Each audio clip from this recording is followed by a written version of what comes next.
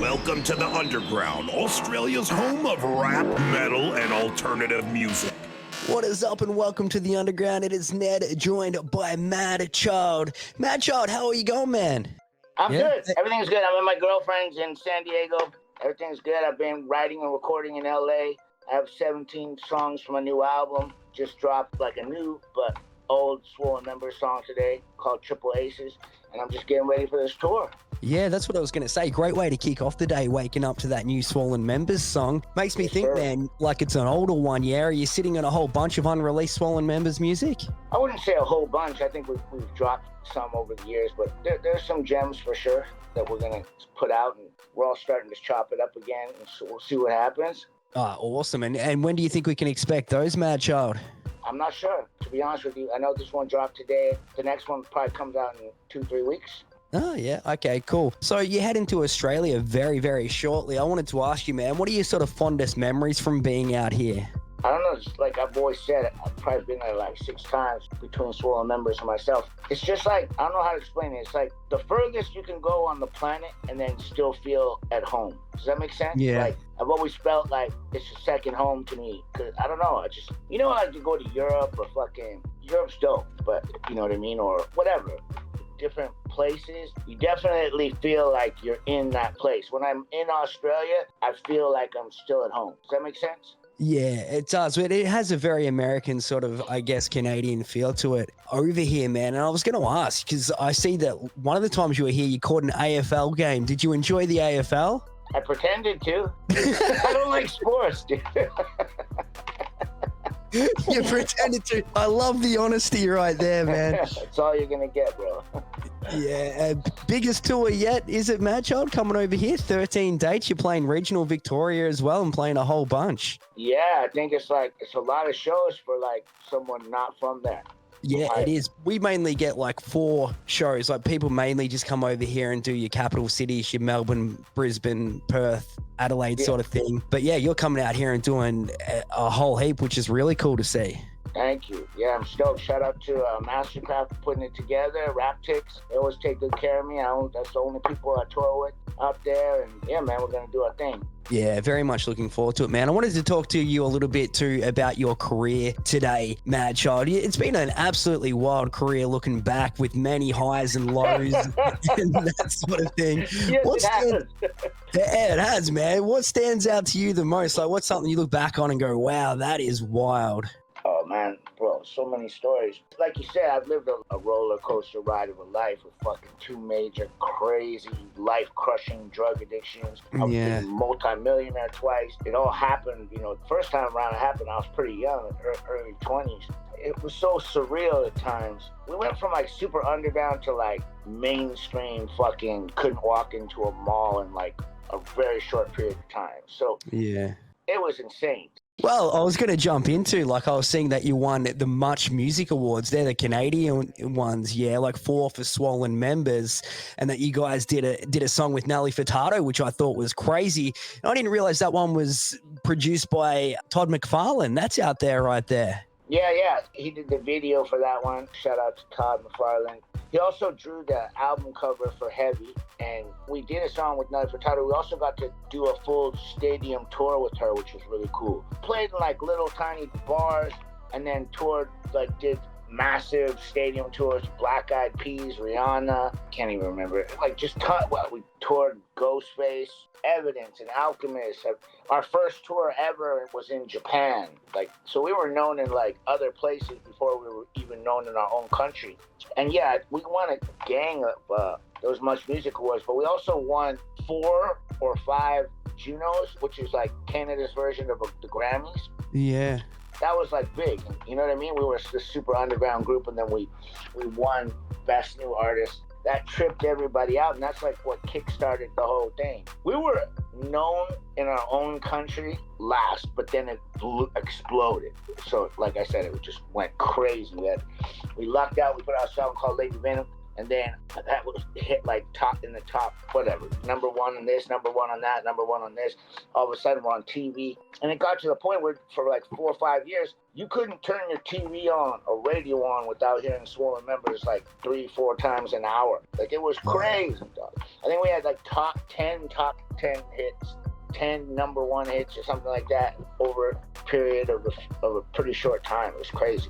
Man, yeah, that is absolutely wild right there. And like, there's just a whole sort of bunch of stuff that you don't really know about you, Madchild. Like, I was going through, and I remember the first time I met you was at a meet and greet here in Australia, like probably one of the first times you came out, and you told me that you helped write Edge Crusher from Fear Factory, which is one of my favorite metal bands. Oh, yeah. I have a gold record for that. I gotta find it. But yeah, I got a gold record for that. Those are good guys, man. Cool dudes. Yeah, how did you link up with them? My homie who after that played for Cypress Hill, played bass for Cypress Hill. He played bass and guitar for Fear Factory, Christian. Yeah, it was through him. We just hung out because he was into hip hop too. And I don't know, we met somewhere, and I ended up getting called, asked to come to the studio, and they asked me to help out, so I did. I told them they could keep the publishing. I should have fucking asked when they offered. I should have kept my share. Yeah, man, it's funny. Is there I was thinking, well, I've got you here, man. Is there anything else like that that sort of stands out to you throughout your career that you've sort of had a piece in, I guess? Probably tons of shit, I guess. Yeah, tons of shit. I wouldn't even know where to begin. Yeah. Here's the example. I remember when you did as many drugs as I did for as many years, you have very selective memory. Yeah. So, and just so everybody knows, I'm cool, I'm good. I've been off fucking hard drugs for like 6 years. I'm straight. I do still drink. You know, I'll party a little bit once in a blue moon. I'm not going to try and pretend I'm some perfect sober guy, because I'm not. But pills were the thing that crumbled my empire, and I haven't taken any pills in more than 6 years. So yeah, I'm good. So nobody has to worry about that. I'm rebuilding life. Things are good. Like I'm good. You know what I mean? So I've hit rock bottom twice. I've been a multimillionaire twice, and now I'm rebuilding, and I'm in a good place. You could say, like, I got some bread tucked away. I got a couple fire whips. Like, you know what I mean? Like, I'm not complaining. Life is good. And I'll tell you the story in a second. But it's weird when you get to my age and you're like, bruh, like, is this still what I want to do? So, like, I had to do some real soul searching, because I've been doing this for like 25 years. And then I was like, you know what? Fuck it. Okay, so I'm older now.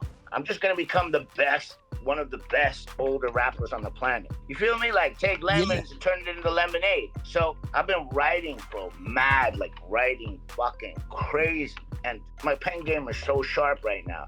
Like, my new albums that I'm working on are going to be able to stand up with my albums from 10 years ago, like Dope Sick, Lawnmower Man. Dope Sick is gold, and Lawnmower Man's about to go gold for sure. I'm very excited about my next couple albums, because I think, you know, I was a little lost for a while, maybe not that interested, kind of 1 foot in, 1 foot out, but like I'm all in again. So I think people are going to be people that give a fuck, and people that are still care about the type of music I make and care about, you know, ability and skill. And I'm a veteran now, bro. So like, I've been writing, and just the way I hit pockets now, I think I'm going to trip people out with my next album. But here's the story. So this is back in the Swole Members days. So I'm at a place called Old Spaghetti Factory with my family, just to give people like an idea of what it was like back then. We're at the window, and I'm with my mom and dad, probably my sister and brother and grandma. We're having dinner at Spaghetti Factory. You got that out there? Spaghetti Factory? I don't think so, no. Anyways, a fucking school bus was going by and then stopped in the middle of the road so people couldn't get by. All the kids came out and lined up to get autographs while we were eating dinner. Like, you know what I mean? So that's just the first little thing that comes to mind, at like how crazy and big it got for a while. Yeah, that's crazy, man. And you said you're a multi-millionaire a couple of times. That's crazy as well, man. Not many people can say that. Yeah, I mean, it sucks that I lost it, but you know, once again, I'm financially comfortable again, and I'm good at saving now versus before I'd spend money crazy. So I'm good at stacking my bread and being frugal right now, and just stacking up until I am a millionaire again. It's definitely gonna happen. Yeah, oh man, I love that right there. And you said it's never too late, bro. My point is, don't ever quit. Don't ever stop. Like, no. I guess blessings come. So it's like, you could sit around, and for people that really know my music and stuff, they know I've gone through fucking depression and addiction and all this shit. But like, who hasn't? A lot of people have, right? So it's not, but my addiction and things that I went through mentally were pretty extreme, probably compared to a lot of people's situations. Yeah. But that's because I had a lot lot in the first place to lose, right? You understand?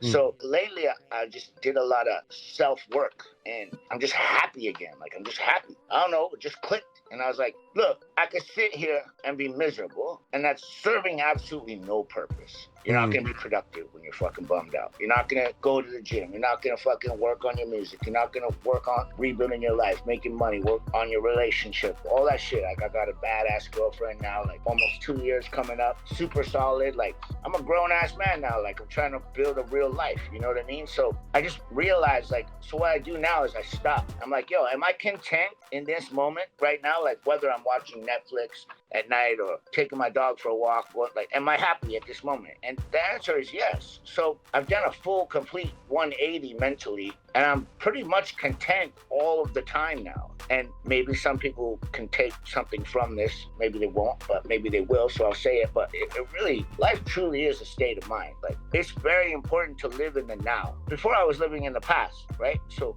yeah, people get depressed because they think about the past. People get anxiety because they think about the future. But if you're living now, in the moment, of course, be prepared for the future and work towards the future and have a plan, have a goal. It's super important. But if you live in the now, you have the best possibility of being content. And I'm cool with being content. I think that's a very good piece of advice there, Madchild. And I guess that leads me to my next question. A man that sort of has done it all, what would define success to you? A third round of success to me in music will just be that version of success is now at my age. I have accepted that whatever my next version of success, which I will have another version of success, isn't going to be like the last two times. It's just not. The world's changed, times change. I'm older. You know what I'm saying? Like, it's just not going to be the same experience, but I've already lived those experiences. So I truly believe that if I'm both feet in, all the way in, and focused on my music and giving it my best and presenting things properly, I fucking hate social media. Like, I hate all this shit. I can't fucking stand it. But I understand that it's a part of my job, so I will re-engage with social media. Like, I appreciate everybody with, you know, I like doing the live streams and things like this. The live streams is cool because you actually get to connect with the people that support you, answer questions and stuff. That part's fun. But just like trying to come up with 2 posts every day about fucking nothing is so stupid to me. And it's just...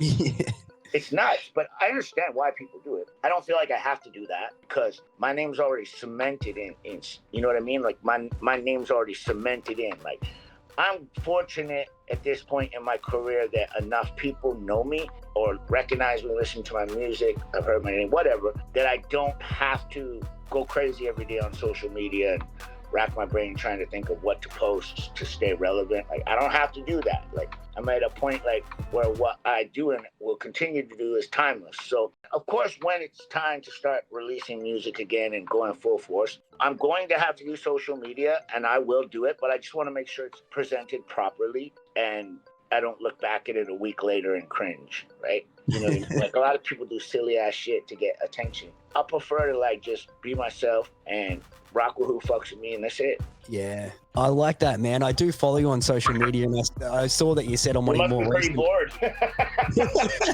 You said, I don't like doing social media because I look back and this looks corny, and like in a while this will too. But I 100% hear what you're saying. Yeah. Brings me to my next question, Madchild. What did you prefer? Did you prefer it back in the day when you had to work harder to get attention, and like you were saying, Swollen Members was huge everywhere, but like now it seems everybody has a voice with social media. Did you prefer it back in the day or now?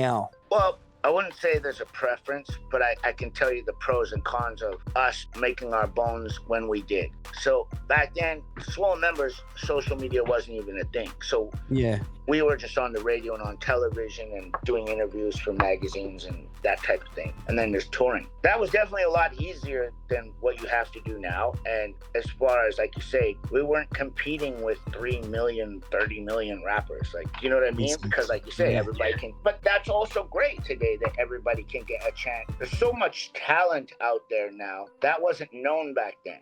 because the stars had to align, right? Like, you had to put in the work, but you also had to get lucky to be one of the few people on television all the time, on the radio all the time, be known worldwide, like getting to tour the world. Like, that wasn't an everyday thing. So that's a pro. This is an interesting question. I think it's great that everybody gets a chance now, and there's so many people that are successful now versus before. It might be different versions of success and in different ways, but I think it's incredible. So I think social media is very cool for that part. And some people just click with it and they love it. Bro, I can only watch porn on my phone and send emails. You know what I mean? Like, I can't do, I don't know all this. I don't care. Like, I never bothered to learn. So that's on me. Not that I watch a lot of porn. I was just kidding, but I'm not computer savvy. You understand? Yeah. But I think it's great that so many people can be successful. The con to that is a lot of those moments of success are very short-lived, right? So someone may go viral and their world changes, but if they're not figuring out a way to continue doing whatever it is that got everyone to stop scrolling and watch them and make something go viral, which is how people become successful now, if they're not working on that 24/7, that moment of success can be very short-lived. Like, people can be famous and then 2 months later, you have no idea who they are anymore. Do you know what I mean? So it's like, that's a tough part about it. You know, one of my best friends is one of the biggest independent rappers, or the biggest independent rapper in the entire planet, but he's a genius. And he just clicked with this whole social media thing, and that's all he does is come up with the next he's a genius. That he just comes up with the next brilliant idea, and then he's fortunate enough that he can execute it in the absolute best quality. I'm talking about Tom McDonald, just so. Yeah, I thought you were going to say Tom McDonald. I'm like, I know he's just a fucking genius, and Nova is too. Like, that is one incredible anomaly and powerhouse of the true definition of success in 2024, 23, whatever. Like, the last 3, 4, 5 years, he's been just killing it, and it hasn't stopped, and it won't stop because artistically, he's a genius. Business-wise, he's a genius. As far as being strategical, he's a genius. Man, so, you know, some people like Tom Jelly Roll. You know what I mean? Fucking cool dude as well. I did a tour with him. Actually, I did a couple songs with him as well. You did? I mean, he's fucking massive too, right? It's crazy. So those are examples of people who have figured out how to make it in this world today and have that staying power. Like, those guys aren't going anywhere. Yeah, that's exactly right. It's funny you mentioned Jelly Roll too. I just saw that he popped up, like, picture of him and Taylor Swift or something just from the Emmys or whatever it was recently. I was like, wow, that's crazy right there. Yeah, because he cracked the code and he got to that next level where now it all stemmed from, you know, social media, but he cracked, and then he won the new Country Artist of the Year award, and then so now he's in that whole next world of TV and the radio. And the same thing is happening with Tom. The success that he's had with the new single that he has with Ben Shapiro is so powerful and incredible.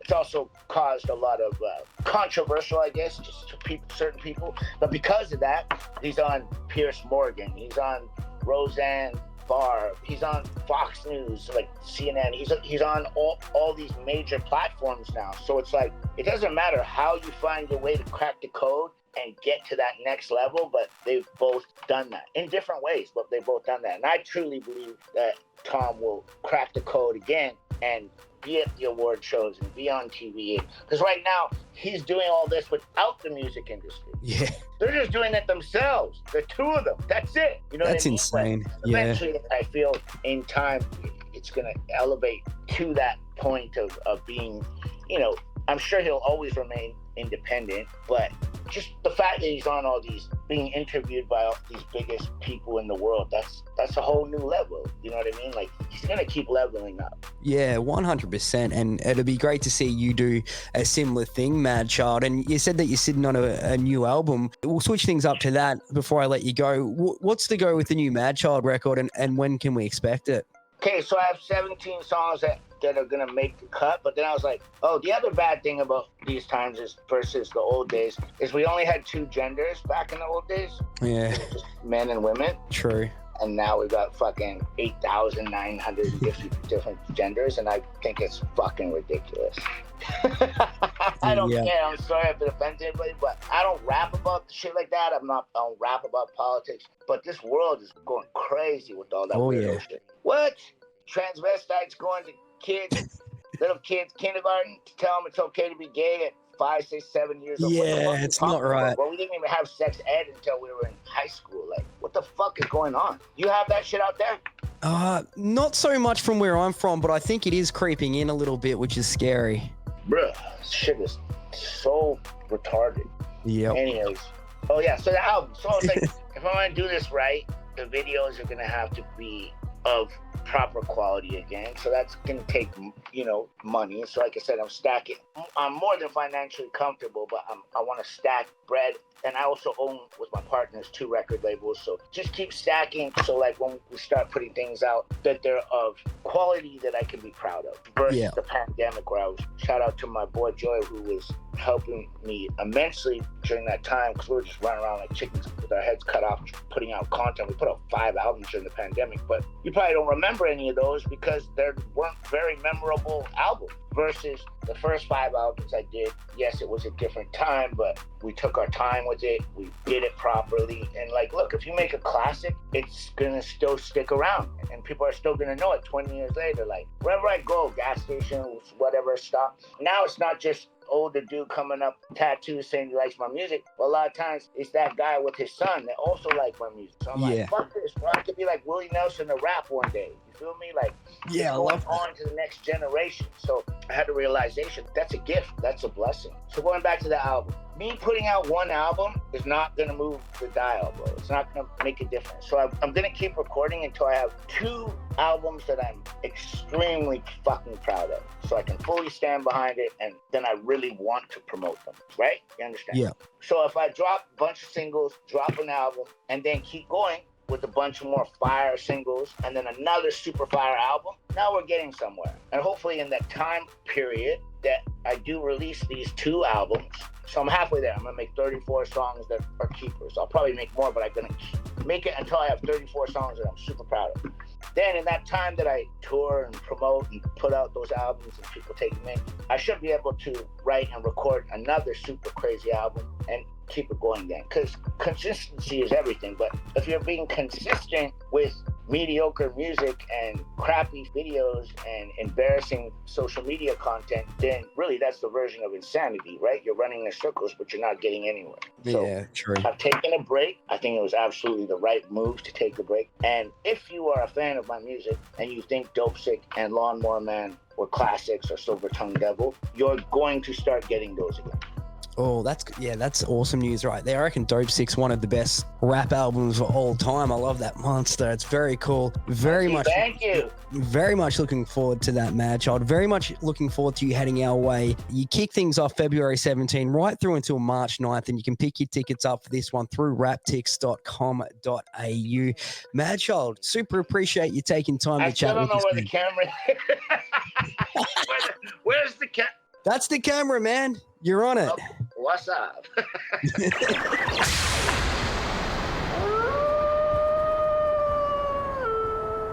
This has been another presentation from the Grey Wolf Entertainment Network, greywolfentertainment.net.